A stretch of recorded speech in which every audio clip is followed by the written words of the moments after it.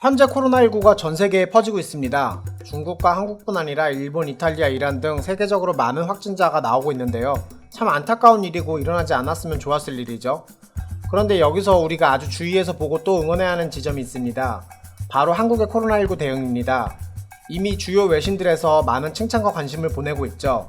미국과 독일 그리고 일본의 언론은 우리나라 선진 의료 시스템과 확진자 동선 공개와 같은 투명성을 보도하며 감염병 대응의 표본으로 삼아야 한다고 얘기하고 있습니다.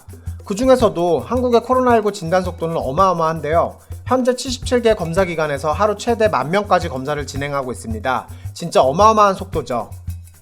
이 진단 속도가 중요한 이유가 많은 수의 국민을 진단해 확진자를 찾아낼수록 역학고리 등의 관리를 통해 질본의 통제 안에 들 수 있기 때문인데요. 질병관리본부 정은겸 본부장은 지금은 심층적인 조사보다는 신속한 조사가 더 필요하다고 인터뷰에서 밝히기도 했죠. 그러면 한국은 어떻게 이러한 감염병 진단 속도를 낼 수 있었을까요? 먼저 질병관리본부의 존재입니다. 대한민국은 2003년 사스 사태 이후 질병관리에 대한 중앙컨트롤센터가 필요하다는 인식을 합니다. 이후 미국의 CDC를 본따 기존 국립보건원을 승격시켜 질병관리본부를 설립하고 사고 대책 매뉴얼을 간행합니다. 이 질병관리본부는 보건복지부 소속 유일한 차관급 기관으로 이후 이 질본을 중심으로 감염병 예방 및 대응에 대해서 준비를 하게 됩니다. 덕분에 이번 코로나19 사태에서 질병관리본부는 방역당국으로서 일체의 권한을 갖고 상황을 통제해 전국이 일사불란하게 코로나19에 대응하는 데 큰 역할을 하고 있습니다. 또한 그만큼 많은 고생을 하고 있죠. 두 번째로는 준비된 진단키트 프로그램인데요. 한국의 질병관리본부가 얼마나 철저하게 감염병에 대해서 준비해왔는지 알 수 있는 부분입니다. 2017년 메르스 사태 이후 질본은 감염병 진단 검사 훈련 프로그램을 2년간 만들었고요. 2019년 12월 드디어 신형 감염병 대응 진단키트 시범 제작 프로그램이 마지막 테스트까지 마무리됩니다. 이게 마무리되자마자 코로나19가 터졌죠.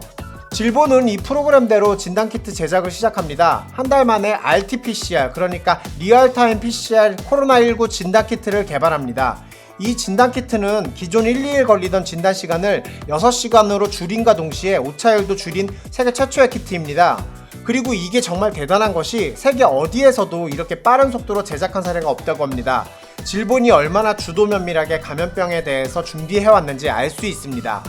세 번째로는 드라이브 스루 아이디어와 그거를 바로 적용시키는 시스템인데요. 기존에는 한 명씩 검사실로 들어가 검사하던 시스템으로 장비 소독과 방호복 환복이 필요했습니다. 그런데 드라이브 스루는 자동차가 한 대씩 지나가며 검사를 진행하죠.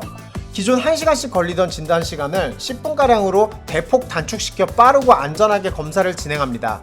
지금 대부분 지자체에서 도입하고 있죠. 국내 첫 코로나19 환자를 치료한 김진용 인천의료원 감염내과 전문의의 제안으로 시작된 드라이브 스루. 아이디어도 좋았지만 이를 바로 현장에 적용한 질병관리본부의 시스템도 주목해야 할 지점입니다. 아무리 아이디어가 좋아도 적용되지 않은 사례들이 엄청 많거든요.